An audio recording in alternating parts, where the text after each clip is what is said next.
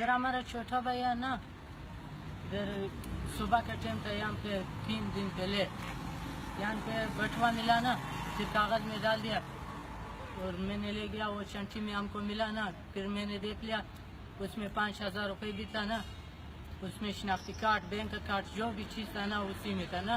मैंने इसी जेब में डाल दिया। मैंने बोला कि मैं उसको ले जाऊंगा ना। बहुत लोगों ने मेरे को बोला कि इसको 5,000 रुपये उठाओ, अपना जेब में डालो, उसको फेंक देना। मैंने बोला कि नहीं, मैं उसको उसके पास ले जाऊंगा। तो ये कितने दिन पहले हुआ? 3-4 दिन पहले। 3-4 दिन पहले। तो दिखाओ पर्स।